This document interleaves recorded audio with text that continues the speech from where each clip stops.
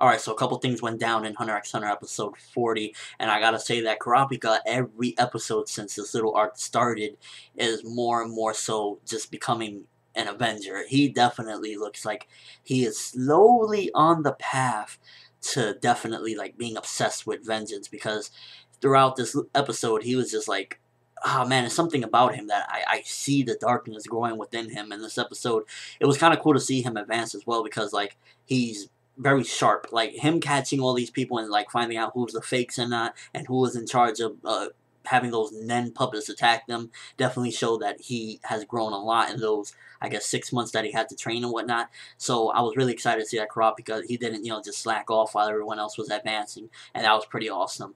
Then you also got these other hunters, and I'm really excited to learn more about them. I liked how that one hunter, I forget his name, but he had like the mustache, and he kind of looked like Kuwabara from Yu Yu Hakusho. He used this technique where like anybody that lies, they'll burn up in flames and whatnot, and that was really awesome as well. And again, you got that the other hunter as well, that she kisses you and puts you under her spell. Hilarious stuff. She was stepping on dude's face, and I was just dying laughing. The episode wasn't the most fast-paced or anything like that. It was a little bit slow, but still had some interesting stuff. And I was glad at the end of the episode we got to see a little more Gon and Killua, because a lot of people have been telling me, no, you're only going to see Kurapika for a while. So it gives me hopes that, I'm going to get a little bit of Gon and Killua on the side as well, because out of all the characters, they're definitely two of my favorites, like I think I previously stated. So that's kind of good that they're going to be, coming back and whatnot. And yeah, this episode overall, I liked seeing that Kurapika, like, you could clearly see that he is slowly getting obsessed with revenge.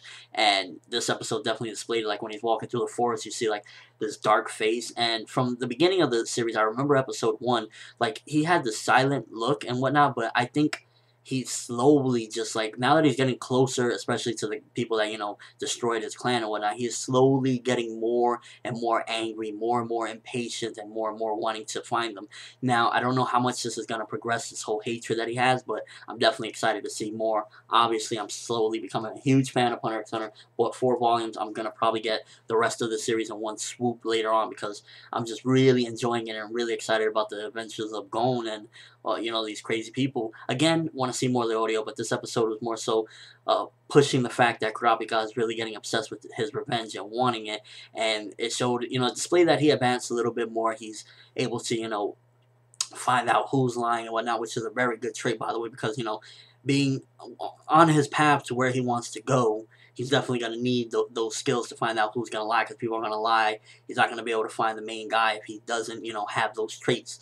I thought they were going to be locked up in that mansion a bit longer. I was surprised that he got out very soon, and that whole thing just ended, like, very quickly, because I thought that they were going to be in this mansion for episodes to come, and this was going to be like, maybe a 3 or 4 episode thing, but it was still interesting. Hilarious stuff to see the brother, Killua's brother, in the room again. He's like with 4 computers and stuff like that. Definitely an otaku. It's funny to see, but nonetheless, interesting episode. Not the best and anything like that. A little bit slow, definitely. Didn't ruin it for me at all, because every episode, the fact that I'm not caught up with the manga and I haven't surpassed it, still keeps me intrigued. And I hope I even keep it like that even if I do read the manga, because I'm really liking where it's going. It has a nice little pace, not too fast, not too quick.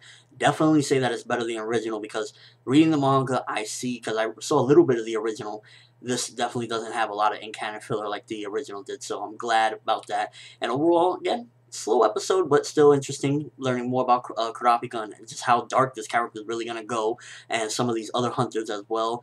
And judging from the preview, we're going to be able to see a couple of the hunters from the past, from the exams, which I'm really excited to see the cooking one. I hope she does some interesting stuff, because she seemed like a pretty cool character and pretty badass. So judging from the preview, I can't wait for episode 41 to see what's going to go down. And overall, again, let me know what you thought of the episode.